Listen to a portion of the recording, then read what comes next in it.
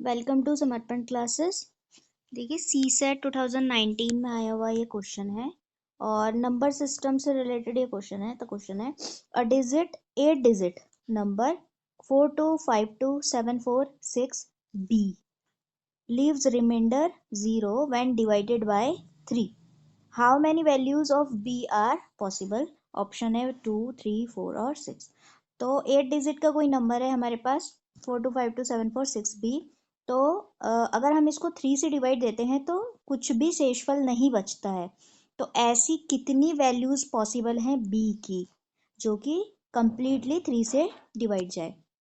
तो हम इस टाइप के क्वेश्चन के लिए क्या करेंगे, सबसे पहले हमें पता होना चाहिए डिविजिबिलिटी चेक करेंगे इसमें कि डिविजिबिलिटी 3 से। ठीक है, तो आपको पता होना चाहिए डिविजिबिलिटी बाय 3 कैसे चेक करते हैं।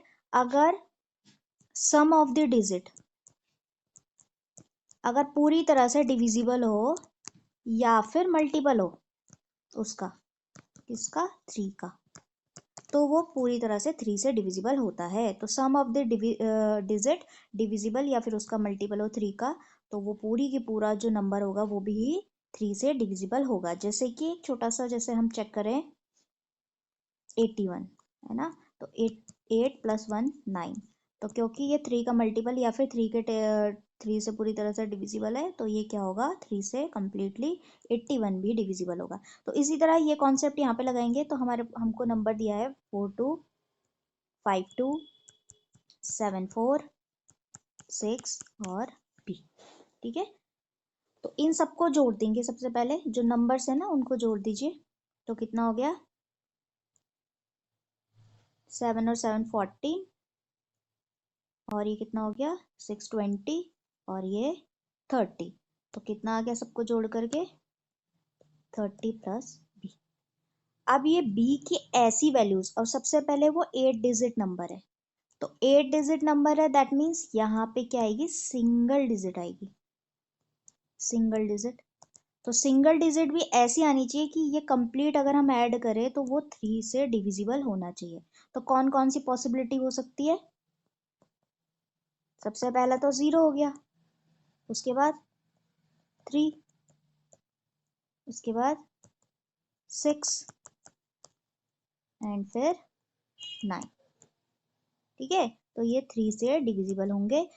यानी कि कितने नंबर हो गए बी के, या तो 0 होगा या 3 होगा या फिर 6 होगा या 9 होगा। तो टोटल कितने नंबर हो सकते हैं बी की पॉसिबल वैल्यूज सिंगल डिजिट 4। तो हमारा आंसर क्या हो जाएगा 4। तो इस तरह के डिविजिबिलिटी से रिलेटेड क्वेश्चन हम इस तरह से करते हैं नंबर सिस्टम में डिविजिबिलिटी चेक करने के लिए। इसी तरह अगर 2 से चेक करना है तो यूनिट प्लेस पे हमारा क्या होना चाहिए 0 2, जो भी 2 के टेबल में आता है।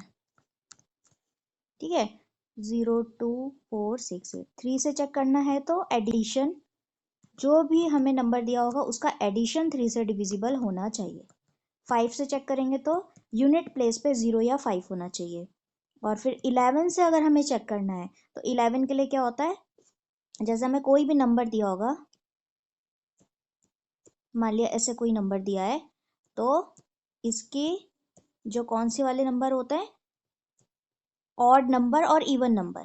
ठीक है, ऑड और इवन नंबर को हम ऐड कर देते हैं, जैसे यहाँ पर है तो इनको नंबर करके ऐड करके कितना आ रहा है 9। और जो बाकी का नंबर बचा यानी इवन वाला, इनको अगर हम सब्सट्रैक्ट करें तो 0 आना चाहिए। अगर जो 0 आ रहा है ठीक है, तो वो 11 से डिविजिबल है। अगर 0 नहीं आ रहा है तो वो डिविजिबल नहीं होगा। जैसे 1 to 1।